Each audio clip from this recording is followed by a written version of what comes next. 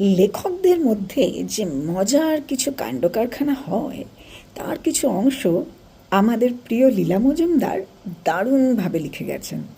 কিছু কিছু অংশ নানা পর্বের মাধ্যমে আমি পড়ে পড়ে শোনাব। যেমন 1931 সালে রবীন্দ্রনাথের সঙ্গে যে বৈজ্ঞানিক জগদীশ বসুর খুব বন্ধুত্ব ছিল একথা অনেকেই জানেন। তখন দুজনেরই বয়স হয়েছে আর দুজনে কিঞ্চিত ভুলও হয়েছেন। রবীন্দ্রনাথ কয়েকদিনের জন্য কলকাতা এসেছিলেন।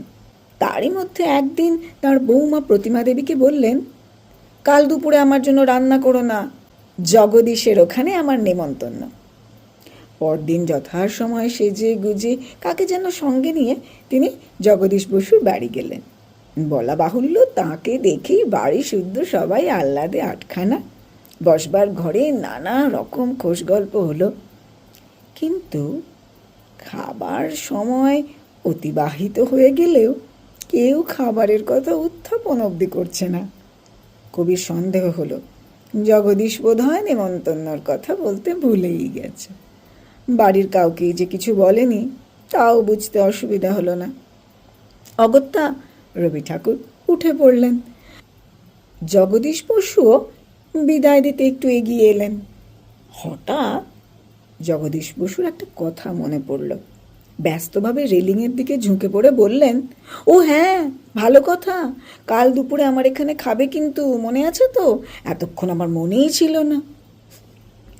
রবীন্দ্রনাথ হেসে বললেন, ওই দেখো, আমারও কি ভুলো মন, আসল কথাটাই বলা হয়নি। কাল একটা জরুরি কাজ পড়ে গেছে, আসতে পারবো না, সেই কথাটা বলতেই তো আজ আসা।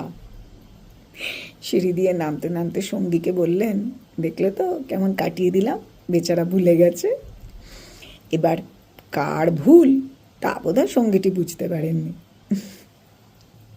আরেকটি ঘটনা। প্রিয় বন্ধু পরিমল গোস্বামী যুগান্তরে পূজা সংখ্যার জন্য অনেকদিন আগে থেকেই প্রেমেন্দ্র মিত্রের কাছ থেকে একটা ভালো কবিতা বা গদ্য রচনা চেয়ে রেখেছিলেন। বলাই বাহুল্য, মহালয়া তখন ভয়ঙ্করভাবে এসে গেছে কাছে, অথচ লেখাটি এখনও আদায় হয়নি। পরিমল গোস্বামী মরিয়া হয়ে উঠেছেন, বন্ধুর বাড়ি চলে গেলেন। হঠাৎ একটা বুদ্ধি খুলে গেল।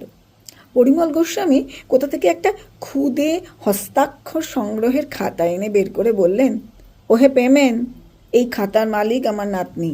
তুমি 4-5 লাইন লিখে না দিলে তার কাছে কিন্তু আমার মুখ দেখানো দায় হবে, সেও নাওয়া খাওয়া ছাড়বে। কোনো ছোট ছেলে মেয়ে কষ্ট পাচ্ছে